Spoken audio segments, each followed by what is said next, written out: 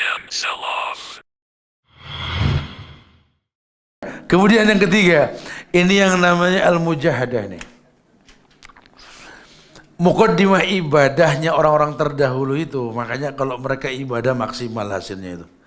Mereka betul-betul mujahadah, al-mujahadah. Apa al-mujahadah? Bersungguh-sungguh. Surat Al-Ankabut ayat 69 itu. Al-Ankabut ayat 69 Allah berfirman, "Walladzina jahadu fina lanahdiyanahum subulana wa innallaha lama'al muhsinin." Kalimat ihsan nyambung ke yang kedua tadi muraqabah ya, ihsan. Walladzina jahadu fina lanahdiyanahum subulana. Jahadu fina ish alladhi huwa na'am. Walladzina jahadu fina, siapa dia? Orang yang bersungguh-sungguh. Walladzina jahadu fina, orang yang bersungguh-sungguh, fina di jalan kami, kata Allah. Lanahdiyannahum, lam taukid, nun taukid, penekanan yang pasti. Lanahdiyannahum, so pasti, sudah pasti, akan aku pastikan, gitu loh. Lanahdiyannahum subulana, jalan kami. Lanahdiyannahum, sudah pasti kami berikan hidayah, gitu. Ya, jadi kalau pengen hidayah dipastikan dalam hidup kamu, tolong jahadu, bersungguh-sungguh. Kalian minta ihdinas siratal mustaqim, minta hidayah itu kan minimal 17 kali, betul? 17 kali ya. Ihdinas siratal mustaqim, talabul hidayah. Ihdinas siratal mustaqim, tunjuki kami jalan yang lurus. 17 kali. Tapi kok enggak lurus-lurus? Ihdinas siratal mustaqim, bid'ah dianggap ibadah. Ihdinas siratal mustaqim, salat 5 waktu tetap konvensional. Ihdinas siratal mustaqim, sama mertua enggak akur. Ihdinas siratal mustaqim, pasang bom bunuh diri, muskilah. Banyak masalah yang berantakan kalau sudah begini. Khawatirnya apa? Islam yang tercoreng. Yang diuntungkan siapa? Syiah dan komunis. Lihatlah, yang perang Islam, pasang bom bunuh diri Islam, teroris Islam, demonstrasi Islam. Syiah nggak pernah demo, apalagi komunis nggak pernah pasang bom bunuh diri. Orang bodoh lihat kayak gitu bilang apa? Betul juga tuh. Padahal Islam mana yang menghalalkan bom bunuh diri? Jangankan bom bunuh diri, mengacungkan senjata ke sahabatmu saja haram, dilaknat sama Allah. Ini oknum sudah. Masya Allah. Islam mana yang menghalalkan demonstrasi mencaci maki pemerintah? Islam mana? Riwayat Tirmizi, syibabul muslim fusuk wa qitaluhu kufrun, mencaci maki orang Islam dari pinggir jalan fasik, membunuhnya kafir. Dari mana Islam? Bisa dikemas seakan-akan Islam itu. La haula wala quwata illa billah. Dari mana Islam menghalalkan intifadah? Anak kecil lawan helikopter, lawan musuh modal batu. Dari mana? Islam mengedepankan ilmu. Bukan emosi, bukan adat, bukan. Ini banyak dikemas seakan-akan ulama-ulama jadi dipandang buruk. Karena seakan-akan ulama kok nggak berani untuk menegakkan yang hak. Malah ulama hantam ahlul bid'ah, bukan orang kafir. Iyalah, ulama sepakat ahlul bid'ah lebih bahaya ketimbang orang kafir. Karena masuknya orang kafir karena kebid'ahan. Rusaknya Islam karena jauhnya syariat. Itu permasalahan. Makanya Umar Ibn Khattab ketika mau perang diperiksa pasukannya. Ada satu orang yang tidak baik, gagal perang ini kata Umar. Kemenangan dari Allah. Kalau kau bercampur syariat dengan maksiat, tak mungkin ada kemenangan dalam hidupmu. Lihat Umar. Cikal bakal kesyirikan. Masya Allah. Mau perang melawan Romawi di Palestina. Ketika penaklukan kota Palestina. Yang Umar kerjain apa pertama kali? Dicopot Khalid bin Walid dari jenderalnya. Diganti sama siapa? Abu Ubaidah bin Zarrah. Siapa Abu Ubaidah? Pasukan sahabat yang nggak diperhitungkan. Khalid jenderal, Abu Ubaidah cuma prajurit. Dicopot Khalid sama Umar. Ganti Abu Ubaidah. Geger dunia. Umar tidak suka sama Khalid ini. Masa jenderal dicopot? Gimana kita menang nanti? Tidak mungkin menang kalau begitu. Kata Umar, hati-hati. Menang kalah urusan Allah. Itu karunia, itu anugerah kemenangan dan kekalahan itu. Kalau kamu baik, Allah menangkan kamu. Kamu tidak baik, Allah kalahkan kamu. Sudah. Masya Allah. Tapi kok Khalid diganti Abu Ubaidah gimana? Aku melihat dalam diri kalian ada kesyirikan. Allah yang mengatakan wa ma liz-zalimina min ansar. Bagaimana kalian bisa ditolong sama Allah kalau masih ada kesyirikan di antara kalian? Kami berbuat syirik apa wahai Umar? Kalian berkata, di mana ada Khalid bin Walid, di situ ada kemenangan syirik. Abu Ubaidah maju. Menang betul. Kata Umar. Lihat, yang kasih menang Allah bukan Abu Ubaidah.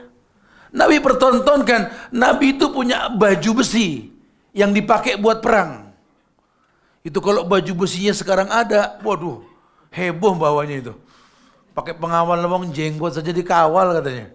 Apalagi baju besinya Rasul ini. Tahu gak? Ketika Nabi mau meninggal, baju besinya digadaikan ke siapa?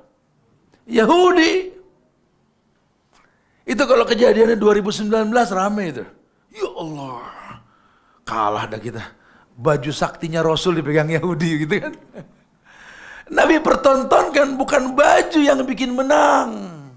Allah yang bikin menang. Kam min fi'atin qalilatin ghalabat fi'atan katsira biiznillah. Ini yang jangan dilupakan. Berapa banyak kelompok kecil mengalahkan kelompok besar izin Allah. Ini berhasil sekarang, Yahudi Nasrani berhasil sekarang. Dan Nabi memang sudah kabarkan Islam ini goroba nanti. Jadi minoritas betul, asing betul, sekarang terjadi. Sehingga dakwah sunnah ini ditakutin di mana-mana. Dibilang dakwah radikal, dakwah keras, dakwah ekstrim. Allahu Akbar. Dari mana radikalnya? Dari mana ekstrimnya? Lalu yang kita sampaikan qala Allah wa qala Rasul. Ternyata dipandang ekstrim dan keras karena kita yang gak pintar dakwah. Kita nggak ajarkan dulu sama orang-orang ini tentang Allah, tentang Nabi Muhammad, tentang Islam, tentang usul salasa. Kita nggak ajarkan. Kita cuma sampaikan hukum yang mereka nggak tahu. Hukum yang kita sampaikan ini firman Allah kah, sabda Rasul kah, atau asar para sahabat. Itu jadi masalah. Makanya teknik dakwah yang indah ini betul-betul dibuat supaya orang mujahadah di yang ketiga ini bersungguh-sungguh, maka diberikan alasan. Walladzina jahadu fina lanahdiyannahum subulana. Orang yang bersungguh-sungguh fina maka akan diberikan hidayah. Masya Allah. Taib. Kemudian iman sebagai landasan mujahadah. Karena Allah kalau sudah bicara perintah pasti bicaranya iman. Ada beberapa bukti dalam Quran, salah satunya di Al-Imran ayat 200. Al-Imran ayat 200.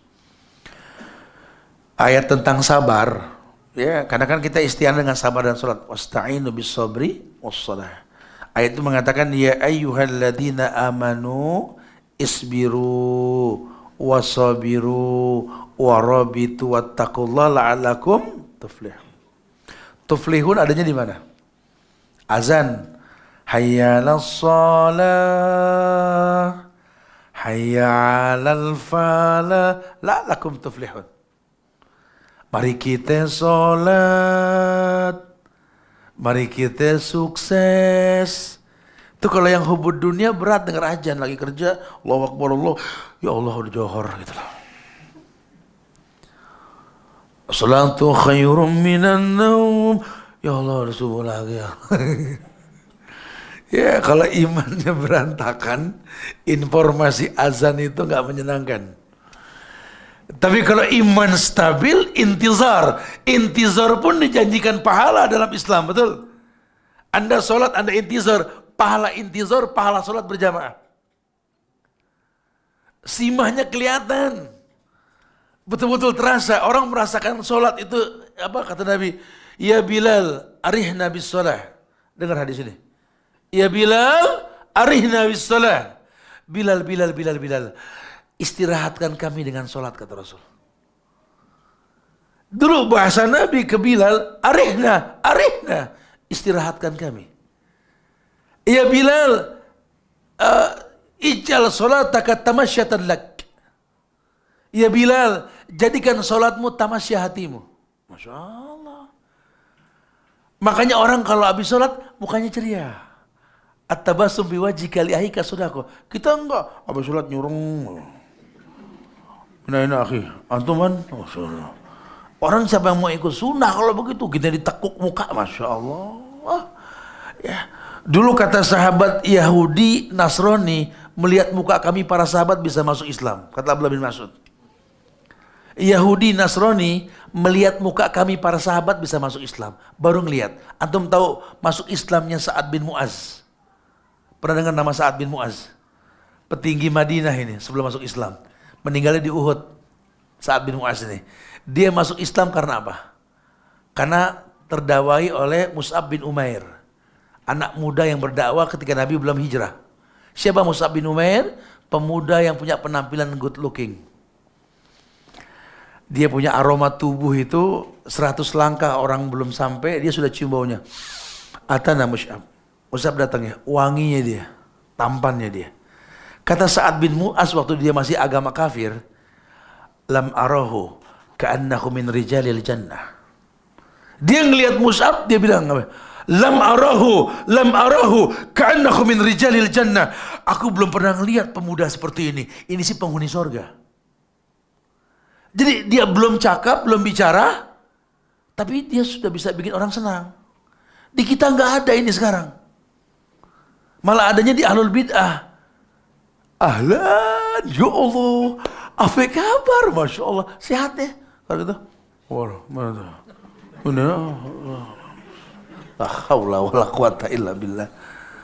At-tabassum biwajhika li ahika sadaqah, kata Rasul. Ibadah yang paling gampang senyum. Senyum di wajahmu itu sedekah. Kadang kita senyum sama teman-teman, ahlan sama orang rumah, wah. Kita mau bicara level apa nih? Level tinggi ibadah, yang paling rendah saja kita nggak mampu meletakkannya. Sahabat tidak seperti itu. Tapi ada kesungguhan, Ustaz. Makanya iman yang dikritisi, ujian pasti datang. Hei orang yang beriman, isbiru. Hadapi masalah, sabar. Wasabiru, kuatkan sabarmu. Warabitu, menjaga di perbatasan. Wattaqullah, bertakwa kepada Allah. La'alakum tuflihun. Agama ujungnya tuflihun, fallah. Ya, jadi bersakit-sakit dahulu, bersenang-senang kemudian gitu loh. Ya, makanya dibilang orang susah ketika hidup di dunia. Kenapa? Karena orang yang capek, mustarih, kata Rasul itu mustarih. Ada 2 mayit sedang diangkat, tapi bilang mustarih. Ini yang satu ini mustarih. Nih siapa? Orang yang capek dengan dunia. Tapi ketika dilihat mayitnya senyum, bahagia dia. Orang yang Allah istirahatkan dari penatnya dunia dan dia melihat surga. Irji'i ila rabbiki radiyatan mardiyah. Fadkhuli fi ibadi wadkhuli jannati. Ya, sedihlah di hidupnya. Dihujat, dicaci, dimaki, dicibir, tapi semua karena Allah. Ketika dia meninggal, la marada ba'da hadal yaum, kata Rasul di telinga Fatimah, la marada ba'da hadal yaum. Enggak ada sakit lagi setelah ini ya Fatimah. Masya Allah.